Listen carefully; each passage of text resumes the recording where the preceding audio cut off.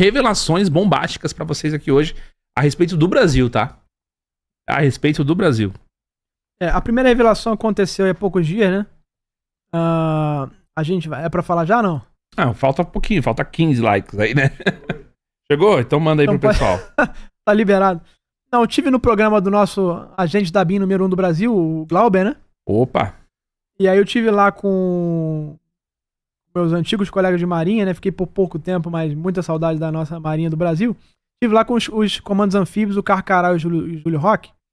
E eu tinha um caso, eu fiz um treinamento pra ir pra Antártica. Pra Antártica em dezembro, né? Fiquei lá um mês na Antártica. Na última expedição científica lá, trocando os experimentos. Nada relacionado a OVNIs, né? Mais a física. Mas claro que eu perguntei pras pessoas o que acontece na Antártica, depois a gente pode comentar aqui. Mas basicamente, eu fiz um treinamento na Ilha da Marambaia, que é no Rio de Janeiro. Não sei se você já ouviu falar. Mas é uma ilha bem distante ali da capital. Você demora ali 1h30 pra chegar, 2 horas pra chegar em Mangaratiba, pra pegar um navio, pra poder mais 1h30 chegar na ilha. Dá um trabalhinho pra chegar lá. Não é a Restinga de Marambaia, não. Que é perto do Recreio ali. É a Ilha da Marambaia, que é já em frente a Mangaratiba, perto de Angra dos Reis. E ali é o seguinte, você faz o treinamento pré-antártico ali, né? Você fica em regime de internato ali. E nas folgas eu perguntava, né? Lá tem um quilombo, descendentes ali dos escravizados. Tem os militares que moram lá. Eu perguntava, né? Vocês já viram alguma coisa aqui nessa ilha? O que tá acontecendo? Fenômenos? E o que acontece? Ali era um entreposto de escravos na Ilha da Marambaia. O que é isso? Chegavam os navios e os escravizados eram comercializados ali. E aí os que serviam eram vendidos, iam pro Rio de Janeiro, os que não serviam eram colocados para morrer ali, literalmente. Às vezes eram acorrentados nas pedras, no mar, e morrer sofrendo, né? Que é uma coisa mais cruel ainda. E aí o que acontece? Os espíritos ficam ali. Virou uma ilha assombrada, totalmente assombrada. E aí quando a União compra pra colocar as Forças Armadas, aí fica a Marinha, a Aeronáutica, o Exército, cada um tem uma partezinha, a Marinha tem uma parte maior, mas administra ali a parte maior da ilha. Os militares começam a ver os fenômenos, ver os espíritos dos escravos mesmo. E todos começam a achar que estão malucos. Né? E aí chamam um capelão. O capelão é um militar que é sacerdote, né? Geralmente é padre ou pastor. E chamam ele para poder sanear, justamente fazer orações, procissões ali para sanear esses espíritos, encaminhar eles para um lugar de paz, aí pararem de andar ali pela ilha e perturbar os militares, porque ninguém tá conseguindo mais trabalhar porque tava desse jeito, né? Uhum. E aí faz um trabalho, coloca várias cruzes na ilha, vários santos, você vai na costa ali, tem várias, não é uma só não. Várias imagens. Uma coisa que chama atenção lá na Ilha Marambaia é que você tem vários pontos, né? Imagens santas. E o que acontece é que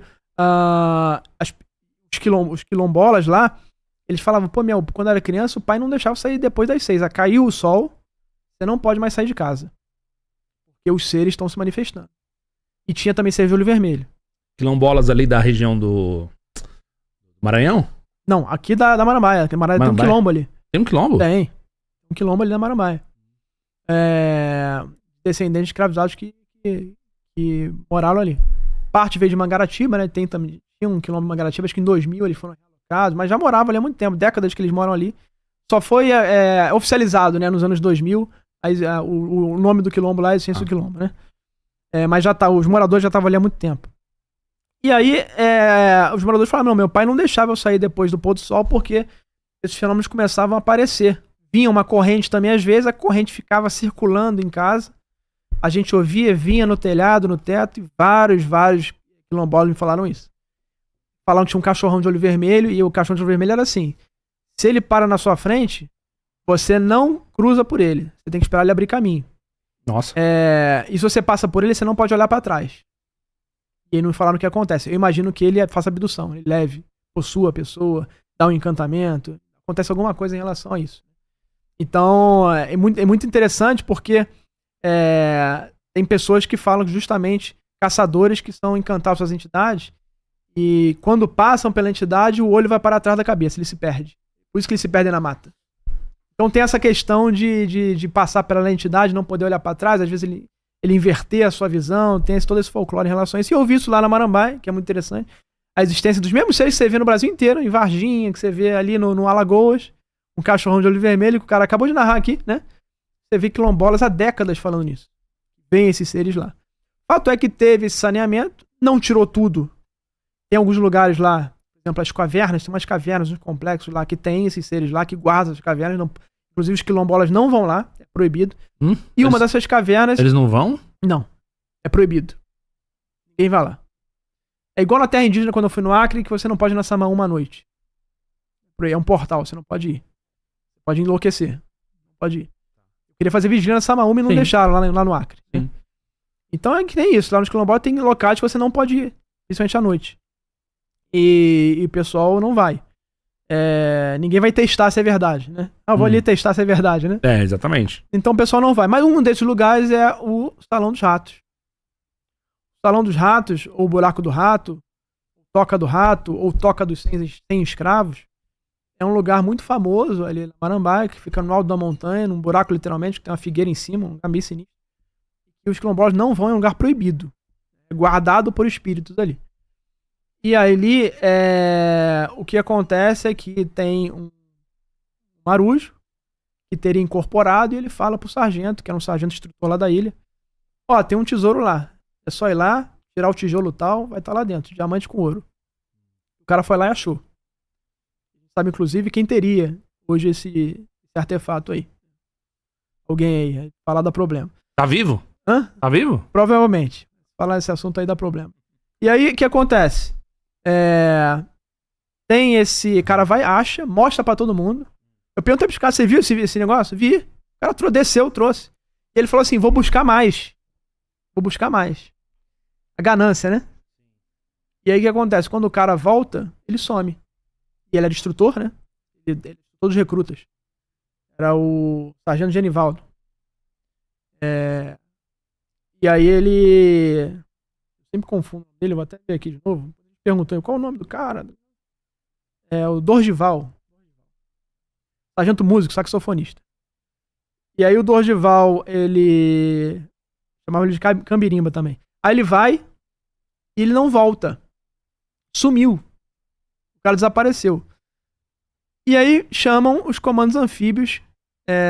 Parece que foi informação dos quilombolas que o cara tava mutilado.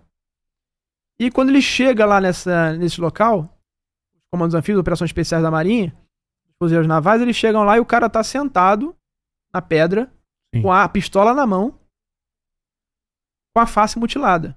Aí o que me falaram na ilha é que foi o crime dos 5 sentidos. Ele não tinha a ponta do dedo, ele não tinha nariz, ele não tinha orelha, ele não tinha olhos, ele não tinha língua. Então, como se tivessem tirado os 5 sentidos dele. De forma simbólica, né? O cara não tinha um buraco de tiro, não tinha um buraco de faca. Não tinha causa-morte. Não tinha sangue. Como é que o cara morreu, né? Só tinha mutilação na face e na ponta dos dedos. E com a arma na mão, sentado. O pessoal pergunta, pô, mataram o cara. Mas mataram de quê? De susto? O cara teve um infarto e depois cortaram o cara? Porque não tem marca de luta, não tem sinal de luta, não tem faca, não tem tiro, não tem nada. Só a mutilação. Não dá pra morrer de mutilação e sem sangue no chão. Então, assim que encontraram o cara. Isso é um grande mistério, né? Eu guardei há meses essa história. Quando eu fui lá no programa do Glauber, eu confirmei com mais eles. E um deles, que é o Júlio, tinha ido buscar o cara. Foi da operação que buscou o cara. Testemunha direta. Não pegou o corpo exatamente, mas ele ficou na guarda. Ele tava com os caras que subiram pra pegar ele no dia. Ele viu o corpo descendo, viu tudo isso. Então, a história aconteceu, é fato. Eu sei o cara que, inclusive, tocou esse inquérito militar. Né? E é um dos grandes mistérios, né? Que fenômenos estão sempre ligados a mutilações. E exatamente dessa forma. Ele recebeu alguma advertência? Por exemplo, já que o cara incorporou e falou, ó, tem um tesouro, vai lá, lugar tal, tijolo tal, você tira, vai ter um tesouro lá. Sim, todo mundo fala pra não ir lá. Aí quando ele pegou e falou assim, ele voltou, porque assim, que você falou, a ganância e tudo mais. Mas aí, provavelmente, se ele recebeu uma advertência e não cumpriu, foi meio que você querer brincar, né? Quer brincar de ser mais forte. Desafiar. Exatamente, do que a própria entidade. O fenômeno negativo tem muito isso. O cara que entra na mata desafiando, ele se dá mal. Apanha, é mutilado, acontece exatamente isso. Lá no Acre, Pará, o pessoal fala muito isso. Você tem que entrar na mata com respeito. Se você entrar na mata com respeito, você vai se dar mal, né? Isso aconteceu certamente com o cara. Ele foi lá, ganância, quero mais, vou pegar. Já não tinha que ter pego, né? E pegou.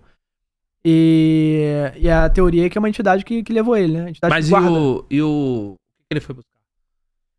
Ouro, Artefato, ouro e diamante, né? ouro e diamante. Os quilombolas lá estão lá há décadas, ninguém pega nada. Ninguém toca em nada, eles vivem na vida super simples, estão satisfeitos com isso. Não querem porque sabem que vai vir uma maldição aí. Então, isso já aconteceu há muito tempo. No século XVII criaram a magia de São Cipriano para justamente proteger, se você conseguir desenterrar tesouro sem você ser amaldiçoado. Você tem orações específicas para poder tirar o tesouro. Porque quando você enterra um tesouro, você faz uma oração ali. Sim. Guarde esse ouro aqui, tal, pra ninguém chegar perto. Mas também por que revelou pra ele? Ele não era uma pessoa com uma reta intenção. Pra mim, uma armadilha, né? A entidade fez uma cilada pra ele. Ah, entendi. É aquela história do conto do... Eu quero essa oferenda, eu quero esse cara como sacrifício. Tem aquela história do demônio da encruzilhada, que é o conto do... que aparece muito naquela série Supernatural.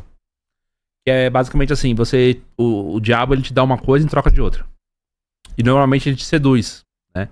Então, tinha um caso que eles estavam investigando na série, que um jogador, ele foi, tipo, muito promissor, foi promovido, ganhou um contrato, e aí depois de tantos dias ele morreu. Um executivo também conseguiu a mesma coisa. No caso, eles começaram a desconfiar por que pessoas que estavam tendo sucessos repentinos estavam morrendo, e etc. E aí era uma questão de que a pessoa dava a vida em troca desse sucesso, só que aí eles pensavam que ia demorar 10 anos. E aí em 7 dias, em 2 semanas, a pessoa morria. É o estelionatário espiritual, né? Então, na verdade, a pessoa pensa, pô, mas eu vou viver 10 anos bem. Só que a pessoa, ela tá fazendo um contrato com alguém que não cumpriu esse combinado. Só que a pessoa dá a alma dela em troca do negócio pensando que vai viver bem, só que ela acaba morrendo logo na sequência. É aquele negócio, o estelionatário, ele sempre vai conseguir algo maior do que você tá te dando. Então, assim, já teve caso, por exemplo, de cura. Pô, o ser vai e te cura e depois você entra numa depressão. Então você ganha um negócio muito... Você ganha a cura física, né, do problema físico, mas a parte mental vai embora. Isso acontece bastante, só relatando. Então tem que tomar cuidado com o cara que tá... Era uma armadilha. Armadilha, né? E pra mim essa armadilha aconteceu e no caso da Marambá, espero conseguir... Tem documentos aí a serem revelados aí em breve.